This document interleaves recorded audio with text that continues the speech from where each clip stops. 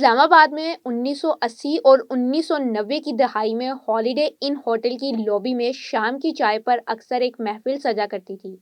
Hotel کی استقبالیہ desk کے عین سامنے کچھ صوفے لگے تھے جہاں بیٹھے مہمانوں کو ہوٹل کے اپنے ریستوران سے چائے اور دیگر لوازمات پیش کیے جاتے۔ یہ کونا کئی سالوں تک ایک شخصیت سے منسوب رہا اور یہاں سجنے والی محفل کی صدارت کرنے والی شخصیت کے نام سے مقبول ہوا۔ یہ تھا اسلام آباد کا گوشہ فراز، جہاں سید احمد شاہ المعروف احمد فراز اپنے دوست احباب اور ادبی دنیا کے بڑے بڑے ناموں کے ساتھ بے تکلف گفتگو کرتے دیکھے جا سکتے تھے۔ احمد فراز ان چند شعراء میں سے ایک ہیں جنہوں نے اپنی زندگی میں ہی اپنی شاعری کی مقبولیت کے سورج کو پوری آب و تاب پر دیکھا۔ احمد فراز منفرد رومانوی لب و لہجے کے ساتھ محبت و شہرت کے آسمان چھونے والے ایک ایسے انقلابی، مزاحمتی اور رومانوی شاعر تھے جو نوجوان شاعروں کے لیے ایک کامیاب مثال بن کر سامنے آئے۔ پیدائش: احمد فراز 12 جنوری 1931 کو کوہاٹ کے ایک معزز سادات خاندان میں پیدا ہوئے۔ ان کا اصل نام سید احمد شاہ تھا۔ احمد فراز نے جب شاعری شروع کی تو اس وقت ان کا نام احمد شاہ کوہاٹی ہوتا تھا، جو بعد میں فیض احمد فیض کے مشورے سے احمد فراز ہو گیا۔ احمد فراز کی مادری زبان پشتو تھی۔ ان کے والد سید محمد شاہ بر کو فارسی کے ممتاز شعراء میں شمار کیا جاتا ہے۔ تعلیم: ابتدا ہی سے فراز کو اردو لکھنے اور پڑھنے کا شوق تھا۔ وقت کے ساتھ اردو زبان اور ادب میں ان کی یہ دلچسپی بڑھنے لگی۔ ان کے والد انہیں ریاضی اور سائنس کی تعلیم میں آگے بڑھانا چاہتے تھے، لیکن احمد فراز کا فطری میلان ادب و شاعری کی طرف تھا، اسی لیے انہوں نے پشاور کے ایڈورڈ کالج سے فارسی، اردو اور انگریزی ادب میں ایم اے کی ڈگری حاصل کی اور باضابطہ ادب و شاعری کا مطالعہ کیا۔ ایڈورڈ کالج پشاور میں تعلیم کے دوران ریڈیو پاکستان کے لیے فیچر لکھنے شروع کیے۔ جب ان کا پہلا شعری مجموعہ تنہا تنہا شائع ہوا تو وہ BA میں تھے۔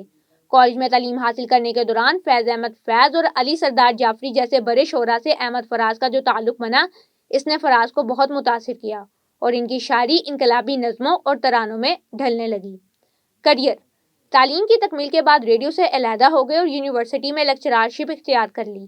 اسی ملازمت کے دوران ان کا دوسرا مجموعہ درد آشوب چھپا، جس کو پاکستان رائٹرز گلڈ کی جانب سے آدم جی ادبی ایوارڈ عطا کیا گیا۔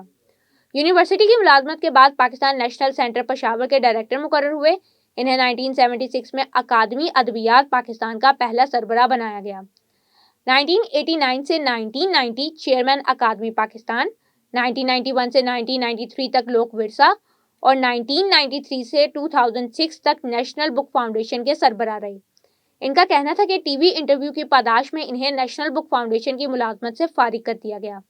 احمد فراز نے پہلا شعر کب کہا، اس حوالے سے ایک دلچسپ واقعہ بیان کیا جاتا ہے کہ ایک مرتبہ ان کے والد عید کے کپڑے لائے۔ فراز کو یہ کپڑے پسند نہیں آئے بلکہ انہیں اپنے بھائی کے لیے خریدا گیا کپڑا زیادہ پسند آیا۔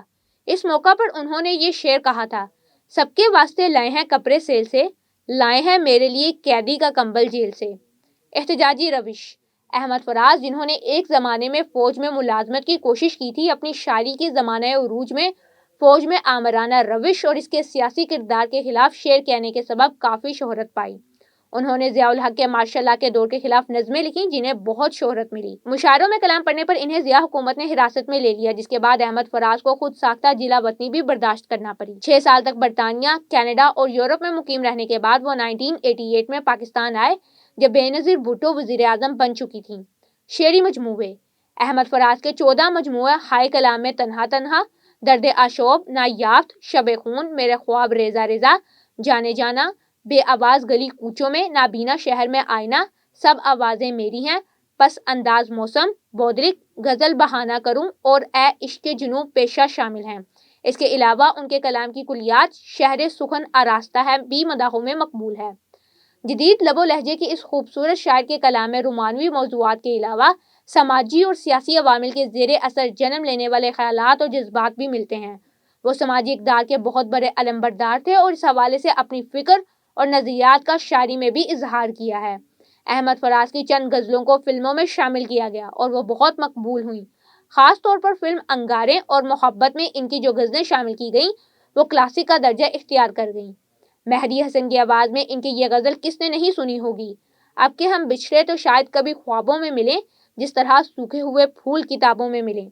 یہ مشہور غزل بھی مہدی حسن کی آواز میں بہت مقبول ہوئی۔ رنجش ہی سہی دل ہی دکھانے کے لیے آ پھر سے مجھے چھوڑ جانے کے لیے آ، پڑوسی ملک ہندوستان میں بھی احمد فراز کی شاعری کو شوق سے پڑھا اور سنا جاتا ہے۔ بھارتی موسیقی کی سدا بہار آواز لتا منگیشکر بھی ان کی کئی غزلیں اور گیت گا چکی ہیں۔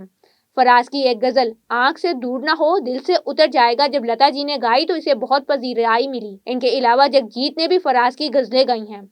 پاکستان کی ملکہ ترنم میڈم نور جہاں نے ان کی کئی غزلوں کو اپنی آواز عطا کی اور یوں فراز کی غزلیں ان لوگوں تک بھی پہنچ پائی جو پڑھنا تو نہیں جانتے تھے مگر لازوال آوازوں کی سنگت سے وہ بھی احمد فراز کے مداح ہوئے۔ میڈم نور جہاں کی گائی فراز کی غزل سلسلے توڑ گیا وہ سبھی جاتے جاتے اس خطے کے شائقین غزل میں بہت مقبول غزل خیال کی جاتی ہے۔ احمد فراز نے متعدد ممالک کے دورے کیے۔ ان کا کلام علی گڑھ یونیورسٹی اور پشاور یونیورسٹی کے نصاب میں شامل ہے۔ جامعہ ملیہ بھارت میں ان پر پی ایچ ڈی کا مقالہ لکھا گیا جس کا موضوع احمد فراز کی غزل ہے۔ بہاولپور میں بھی احمد فراز فن اور شخصیت کے عنوان سے پی ایچ ڈی کا مقالہ تحریر کیا گیا۔ ان کی شاعری کے انگریزی، فرانسیسی، ہندی، یوگوسلاوی، روسی، جرمن اور پنجابی میں تراجم ہو چکے ہیں۔ اولاد: احمد فراز کے 3 صاحبزادے ہیں، سعدی، سرمد اور شبلی فراز۔ شبلی فراز پاکستان تحریک انصاف کے رہنما اور سینٹ میں اپوزیشن لیڈر ہیں۔ حصے مزاح: شبلی فراز کے مطابق ان کے والد کافی مشکلات سے گزرے لیکن ساتھ ہی وہ ہنسی مذاق اس طرح کرتے تھے کہ ہم ہنس ہنس کر لوٹ پوٹ ہو جاتے۔ وہ بتاتے ہیں کہ ایک دن ان کے والد سے کوئی ملنے آیا، احمد فراز باہر نکلے تو الیک سلیک کے بعد ایک شخص نے فوراً ہی تیز لہجے میں ان سے کہا، فراز صاحب کلمہ سنائیں۔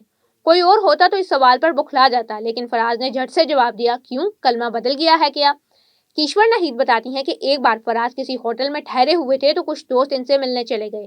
ہوٹل پہنچ کر خواتین نے فراز سے فرمائش کی کہ کھانے کو سینڈوچ منگوا لیے جائیں۔ فراز نے فوراً فون اٹھایا اور کہا، سینٹ بھیج دیں، وچز یعنی چڑیلے یہی موجود ہیں۔ حسن عباس رضا بتاتے ہیں کہ ایک دن فلم اداکارہ بابرہ شریف ان سے ملنے آئی۔ فراز صاحب نے مجھے بھی بلا لیا۔ ہم لوگ بیٹھے ہوئے تھے تو بابرہ شریف نے فراز صاحب سے کہا کہ آپ کا آٹوگراف لینا ہے لیکن میرے پاس بک نہیں ہے تو آپ ہاتھ پر آٹوگراف دے دیجیے۔ اس پر فراز صاحب نے کہا، ہاتھ پر نہیں میں تو گال پر دوں گا۔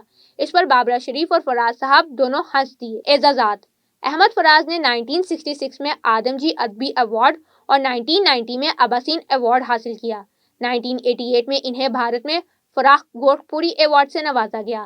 Academy of Urdu literature Canada نے بھی انہیں 1991 میں ایوارڈ دیا جبکہ بھارت میں انہیں 1992 میں ٹاٹا ایوارڈ ملا۔ 2004 میں جنرل ریٹائرڈ پرویز مشرف کے دور صدارت میں انہیں ہلال امتیاز سے نوازا گیا لیکن 2 برس بعد انہوں نے یہ تمغہ سرکاری پالیسیوں پر احتجاج کرتے ہوئے واپس کر دیا۔ آخری ایام: شبلی فراز بتاتے ہیں کہ ان کے والد تنہائی سے گھبراتے تھے اور یہی وجہ ہے کہ جیل میں گزرنے والا وقت ان کے لیے خاصا تکلیف دہ تھا۔ میں نے ایک بار ان سے کہا کہ میری اسلام آباد سے باہر کچھ زمین ہے، میں آپ کو فارم ہاؤس بنا دیتا ہوں۔ انہوں نے کہا کہ سوال ہی پیدا نہیں ہوتا، میں لوگوں کے درمیان ہی رہنا چاہتا ہوں۔ اپنی زندگی کے آخری 24 دن انہوں نے اسلام آباد کے ایک ہسپتال میں گزارے۔ 25 اگست 2008 کو احمد فراز وفات پا گئے۔ احمد فراز اسلام آباد کے مرکزی قبرستان میں آسودہ خاک ہیں۔ احمد فراز کے چند مشہور اشعار ملاحظہ کیجیے۔ اب کے تجدید وفا کا نہیں امکان جانا، یاد کیا تجھ کو دلائیں تیرا پیما جانا۔ سلسلے توڑ گیا وہ سبھی جاتے جاتے، ورنہ اتنے تو مراسم تھے کہ آتے جاتے۔ تم تکلف کو بھی اخلاص سمجھتے ہو فراز، دوست ہوتا نہیں ہر ہاتھ ملانے والا۔ شکوہ ظلمت شب سے ہے تو کہیں بہتر ہے، اپنے حصے کی کوئی شمع جلاتے جائے۔ فراز نے اپنی زندگی میں کہا تھا کہ سلسلے توڑ گیا وہ سبھی جاتے جاتے، مگر جس طرح ان کا تذکرہ ادب کی محفلوں میں ہے اسے دیکھ کر یہی کہا جا سکتا ہے کہ سلسلہ ٹوٹا نہیں تجھ سے تعلق کا فراز۔ احمد فراز کی شاعری وطن پرستی، ظلم کے خلاف احتجاج، سیاست سے بیزاری، معاشرے کی عکاسی، عشق حقیقی، عشق مجازی اور غم اندو جیسے موضوعات سے بری پری ہے جنہیں فراز نے سادگی اور خوش اسلوبی سے مدھم لہب و لہجے میں اپنے احساس و جذبات کے ساتھ شاعری میں ایسے بیان کیا ہے کہ ہر شعر لوگوں کے دلوں میں گھر کر گیا اور ذہن میں نقش ہو گیا۔ فراز نے اپنی شاعری میں جذبات و احساسات کو اتنی سچائی اور واضح الفاظ میں بیان کیا ہے کہ گویا ہر لفظ انسانی زندگی کی ترجمانی کرنے لگتا ہے۔ یہی وجہ ہے کہ احمد فراز کی شاعری قاری کے جذبات و احساسات میں ایسے گل مل جاتی ہے کہ وہ انہیں اپنے دل کی آواز معلوم ہونے لگتی ہے۔ کہیں فراز کے شاعری مزدوروں کی ڈھارس بنتی ہے تو کہیں محبوب کی اصلاح۔ یہی خاصیت احمد فراز کو دیگر شعراء سے ممتاز بناتی ہے۔